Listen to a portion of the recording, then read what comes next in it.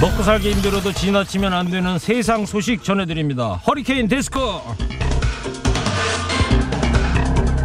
첫 번째 소식입니다. 질병관리본부가 사망한 신생아 3명에게 검출된 장내 내성균의 유전자 염기서열이 일치했다고 밝혔습니다. 이게 무슨 소리냐? 신생아들을 감염시킨 원인이 같다는 뜻입니다. 이럴 경우 사람이 옮기지 않고서는 감염이 불가능하다는군요. 결국 세균의 오염원이 의료진일 가능성이 커지고 있는데요. 자, 어제 내 아기의 발인식이 있었습니다. 태어난 지 9일 된 딸을 잃은 한 아빠, 숨진 지 이틀째 되는 날 비로소 이름을 지어줬다고 하죠. 아빠는 하얀 천이 덮인 작은 관에 손을 올렸습니다. 이름을 불러주지도 안아주지도 못한 딸에게 할 수 있는 마지막 인사였는데요. 자, 이번 기회에 의료 체계를 처음부터 재점검해서 다시는 이런 일이 없어야겠습니다. 특별검사팀이 문화예술계 블랙리스트 사건으로 김기춘 전 대통령 비서실장과 조윤선 전 장관에게 각각 징역 7년과 징역 6년을 구형했습니다. 김기춘 전 대통령 비서실장 결심 공판 최후 진술에서 자유민주주의 수호라는 헌법적 가치를 위해 애국심을 갖고 성실히 직무 수행하다 벌어진 일이라는데 한치의 의심도 없다라고 말문을 열었는데요. 이어서 남은 소망은 늙은 아내와 식물인간으로 4년간 병석에 누워있는 아들의 손을 다시 한번 잡아주는 것이라면서 눈물로 선처를 호소했습니다.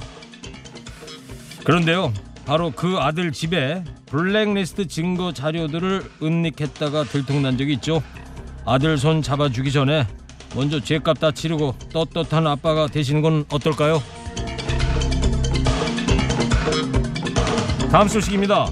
오늘 아침 중국 동아대학교 우수군 교수가 포털 실검에 오르내렸습니다.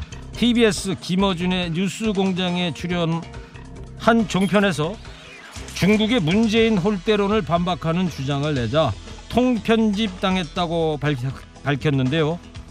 우수군 교수는 홀대할 거였으면 애초에 중국 방문 자체를 못한다. 잘한 외교를 홀대론으로 몰아가서는 안 된다고 주장했습니다. 홀대는 중국이 아니라 우리 언론이 했구만요. 이럴 때 쓰는 말이 있죠. 아야! 우수군 교수 잠시 후 3부 아야 중국에서 직접 만나보겠습니다. 국내 가상화폐 거래소 UBC 2차례 해킹을 당한 끝에 결국 파산 절차에 들어갔습니다. 어제 오후 2시를 기준으로 모든 암호화폐와 현금 입출금을 정지했습니다. UBC는 첫 해킹 때 수십억 원의 손해를 입고 경찰 수사를 받는 중에도 이름만 바꿔서 영업을 이어갔는데요. 문제는 암호화폐는 금융업이 아니기 때문에 일반 회사와 같은 방식으로 파산 절차가 진행된다는 거죠. 자, 그런데 암호화폐가 음식점 등 우리 실생활에 이미 사용되기 시작을 했습니다만 금융감독원 관계자 말에 따르면 암호화폐 거래에 대한 손실 책임은 투자자 본인에게 있다고 합니다. 가상화폐 하더니 결국 대박의 꿈은 현실이 아니라 가상이었군요.